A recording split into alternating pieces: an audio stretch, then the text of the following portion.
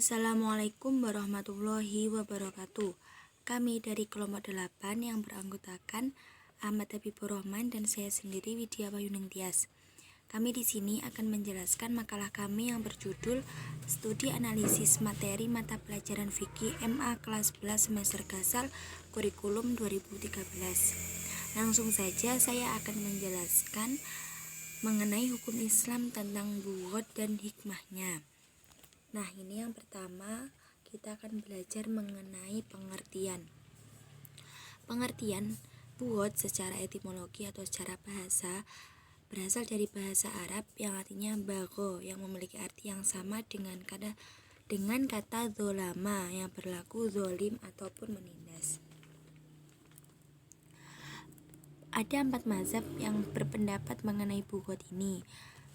Yang pertama, menurut ulama Malikiyah bahwa bughod itu tindakan menolak untuk tunduk dan taat kepada orang yang kepemimpinannya telah tetap dan tindakannya bukan dalam maksiat, dengan cara menggulingkannya dengan menggunakan alasan. Jadi menurut ulama Malikiyah ini, bughod diartikan seseorang yang tidak suka dengan kepemimpinan ataupun ingin berniat menggulingkan kepemimpinan yang sah, dan hal itu menggunakan alasan yang kuat.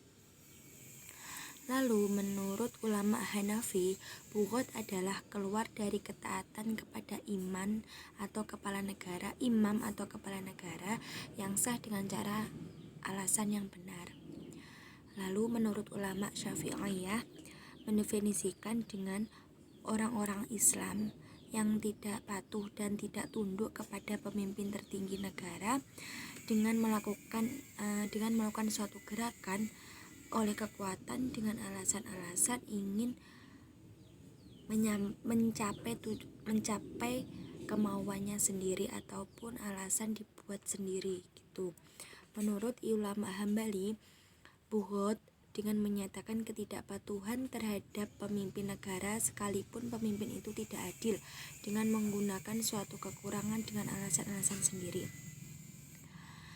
Jadi dapat disimpulkan menurut empat mazhab tadi dapat disimpulkan bahwasanya bughod itu atau pembangkangan atau pemberontakan itu pembangkangan terhadap kepala negara atau imam dengan menggunakan kekuatan berdasarkan argumentasi ataupun alasan yang benar.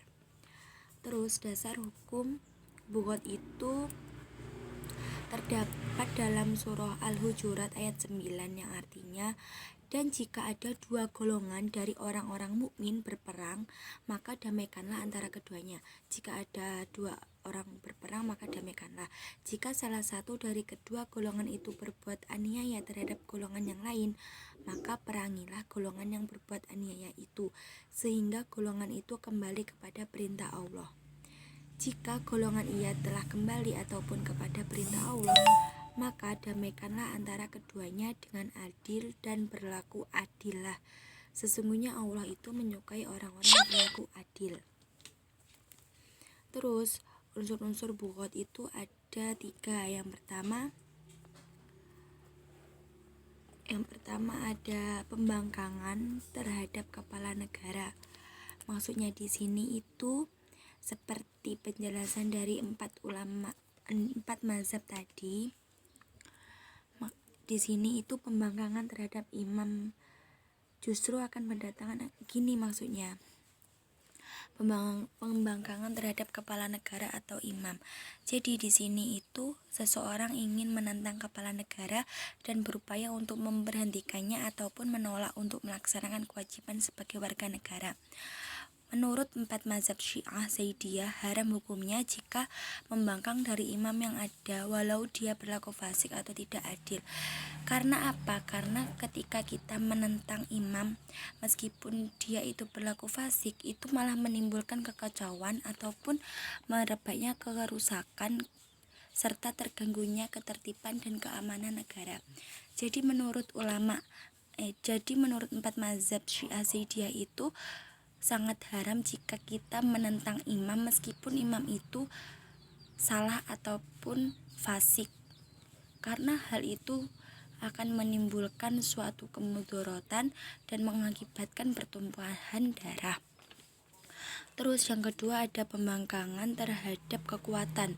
Maksudnya di sini itu buhot dengan cara menggunakan kekuatan seperti senjata ataupun ataupun menempurkan anggota dan dana dalam rangka mengadakan pemberontakan terhadap pemerintah. Menurut Imam Malik, Imam Syafi'i, dan Imam Ahmad, sebuah gerakan bisa dikatakan pemberontakan jika sudah menggunakan kekuatan secara nyata. Jadi pemberontakan itu menggunakan alat ataupun senjata yang bisa berakibat fatal kepada para imam. Terus berbeda pendapat dengan Abu Hanifah yang sudah menganggap sebagai pemberontakan walau baru tahap berkumpul. Jadi seseorang itu dikatakan sudah melakukan pemberontakan meskipun mereka itu hanya sekedar berkumpul ataupun mengadakan rapat untuk melakukan pemberontakan yang ingin dijalani. Terus ini yang ketiga, adanya niat yang melawan hukum. Yang tergolong pemberontak adalah kelompok yang dengan sengaja menggunakan untuk menjatuhkan imam maupun tidak menaatinya.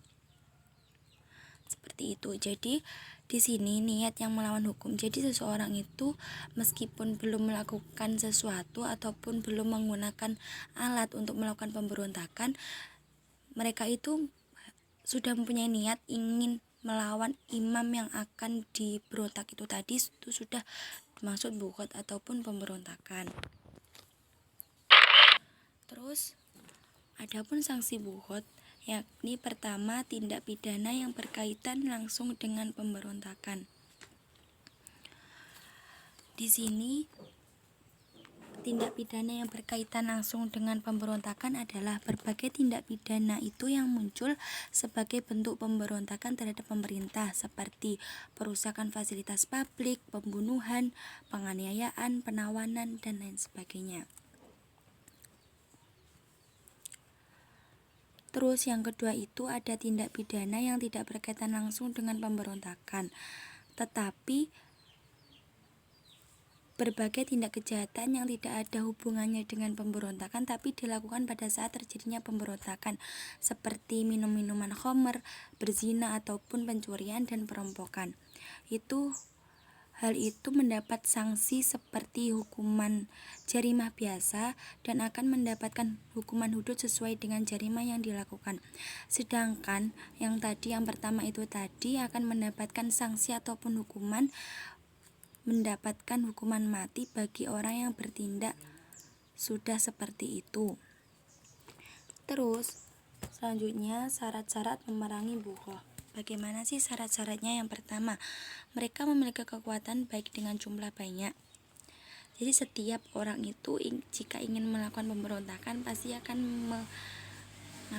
memiliki anggota yang banyak maupun senjata yang tajam.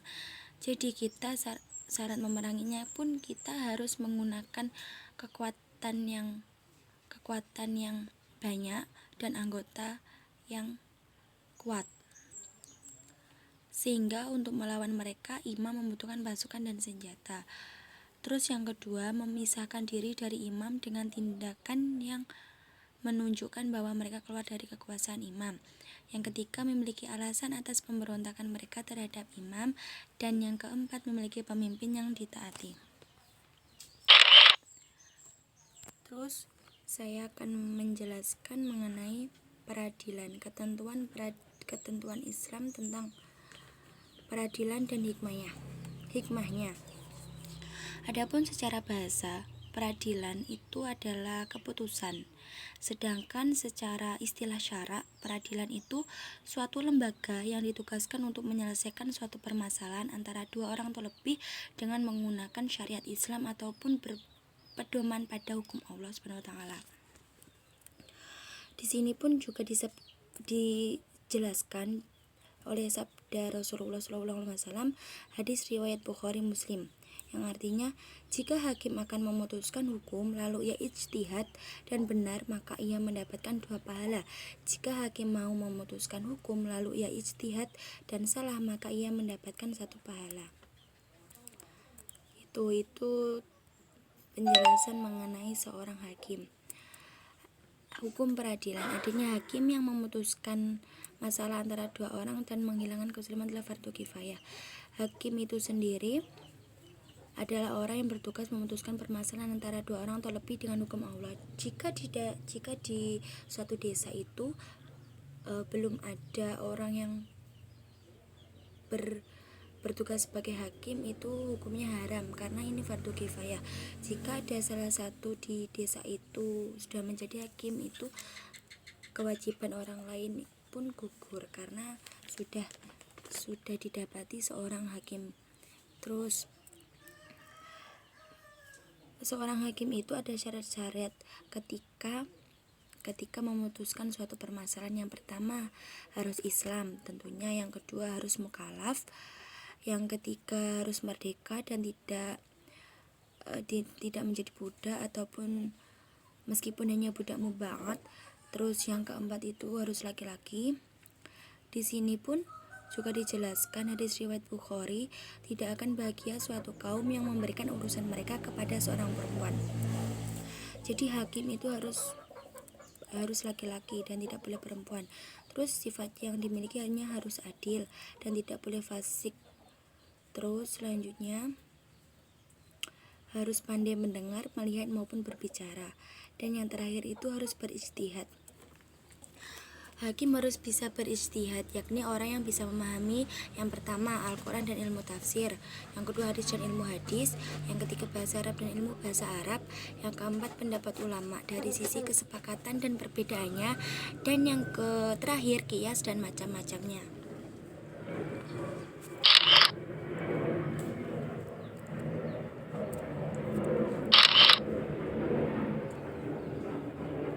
Terus selanjutnya mengenai kondisi yang dilarang untuk memutuskan. Jadi seorang hakim itu dilarang untuk memutuskan ketika dia sedang marah ataupun sedang lapar, sedang haus, sangat bahagia atau sangat sedih, sedang sakit, sedang menahan buang air kecil ataupun buang air besar, sedang ngantuk, sangat dingin atau sangat panas, dan yang terakhir setiap sesuatu yang mengganggu pikirannya. Jadi seorang hakim itu harus dalam keadaan sehat, normal, dan tidak memiliki percabangan masalah. Maksudnya itu fokus pada masalah yang ingin diselesaikan. Terus selanjutnya mengenai gugatan dan bukti. Gugatan dalam bahasa Arab adalah dakwah. Secara bahasa adalah meminta, sedangkan secara istilah adalah memberi kabar kepada hakim tentang kewajiban suatu hak yang dibebankan kepada orang. Syarat-syarat gugatan, yang pertama gugatan itu harus jelas. Yang kedua, tergugat itu harus ditentukan siapa yang ingin digugat maupun yang tergugat. Yang ketiga, penggugat mukallaf, yakni orang yang balik dan berakal. Yang keempat, bukan kafir harbi, karena kafir harbi itu tidak berhak mendapatkan hukuman qisas atau yang lain. Karena apa? Karena mereka tidak mendapat jaminan dari keamanan dan pemerintah. Terus tidak bertentangan, yakni tidak bertentangan antara satu gugatan dengan gugatan yang lain. Jika gugatan pertama penggugat mengatakan bahwa pembunuhnya 1, lalu gugatan kedua ia mengatakan bahwa pembunuhnya 2, maka gugatan kedua tidak diterima karena bertentangan dengan gugatan pertama. Selanjutnya, ketentuan gugatan itu ada beberapa macam. Yang pertama, secara hukum fikih, seorang penggugat itu harus mendatangkan bukti berupa saksi. Siapa sih penggugat itu? Penggugat itu orang yang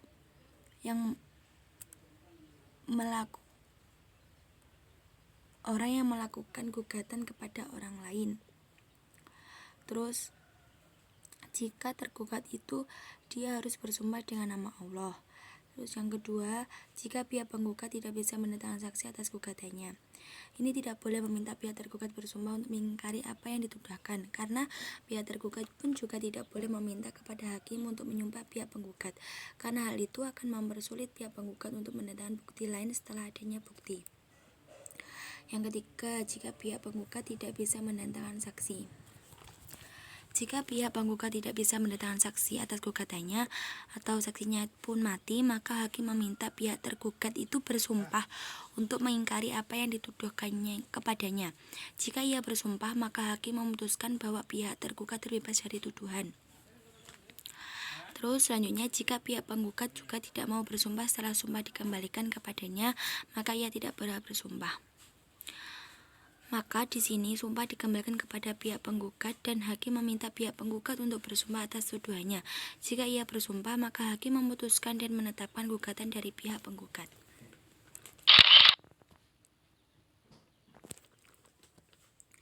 Lalu saya akan menjelaskan mengenai saksi. Siapa sih saksi? Saksi dalam bahasa Arab adalah syahadah yang bermakna hadir. Syahadah secara istilah adalah memberi kabar tentang sesuatu dengan lafaz yang khusus. Macam-macam saksi itu ada dua. Yang pertama hakullah dan yang kedua hakul adami.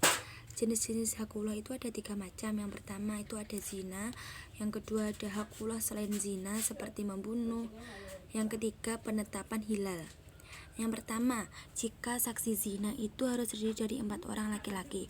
Hal itu sudah dijelaskan dalam surah An-Nisa ayat 15 yang artinya, dan terhadap para wanita yang mengerjakan perbuatan keji ataupun zina, hendaklah ada 4 orang saksi di antara kamu.